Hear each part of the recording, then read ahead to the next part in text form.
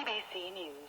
Egypt says airstrikes on jihadist targets in neighbouring Libya will continue in coordination with the internationally recognised Libyan government. An official source said there would be no need for ground troops at present. Earlier, the Egyptian military had released cockpit footage of missiles hitting targets belonging to militants allied to the Islamic State in response to the killing in Libya of a group of Egyptian Copts. Ministers from the Eurozone are meeting in Brussels to discuss Greek demands for changes to its bailout programme. Expectations are low. The German finance minister has accused Greece of expecting others to pay for it, having lived beyond its means. The German Chancellor Angela Merkel, the key EU negotiator for last week's ceasefire deal in eastern Ukraine, says the situation there remains fragile. There's been little respite in the shelling of government troops in the key town of Debaltseve. Neither the Ukrainian military nor the rebels say they'll begin their withdrawing artillery from the front lines at midnight local time, as the truce requires. Turkish women have begun a social media campaign following mass protests against the abuse they suffer. Women posted pictures of themselves wearing black to mourn the death of a young woman who was killed after she reportedly resisted an attempted rape. Activists say almost 300 women were killed by men in Turkey last year.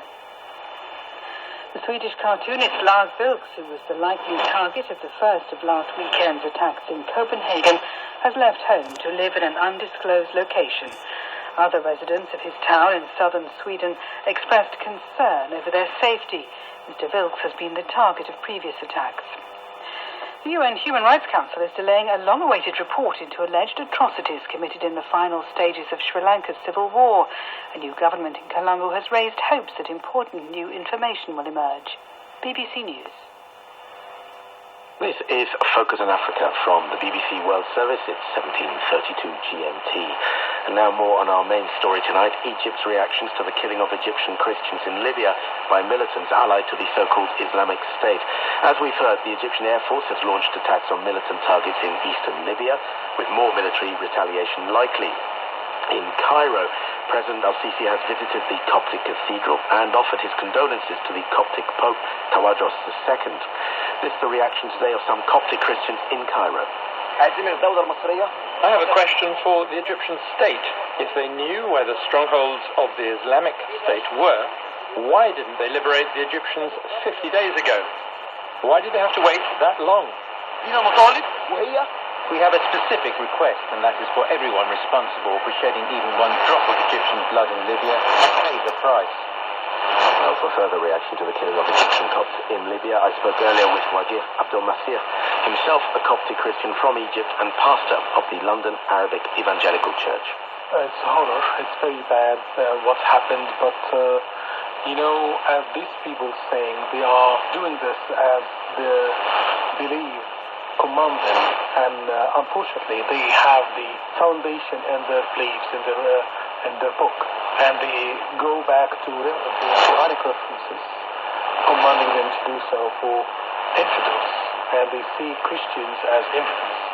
The only good thing that the whole world today can see it, while a lot of similar things happening to Christians in Egypt and in the Middle East, while the media couldn't hear much about it. We've seen what happened today in Egypt, a widespread revulsion, of course not just among Copts, among many, many Muslims who see this as a perversion of their own religion. President Sisi has visited the Coptic Pope Tawadros II. He's expressed his condolences. Do you think this can have, in sad circumstances, a positive impact within Egypt, a wake-up call to the people of Egypt? I believe yes. Since President Sisi came to presidency in Egypt, and when he visited the cathedral was the first time on the 6th of January, for the Coptic Orthodox Christmas celebration. It was a very good message it was giving. And clearly the response from President Sisi and the government has been swift and unequivocal. We've seen the airstrikes in Libya. There's an expectation that there will be further military action by Egypt. Clearly, as far as President Sisi seems to be concerned, this was an attack on Egyptians. Whether or not they're Copts is irrelevant. That's right. Clearly, that's his policy, his understanding of the situation. We as Christians appreciate very much the reaction of the Egyptian media. And the majority of the Egyptian media, they were horrified from what's happened, and as well from the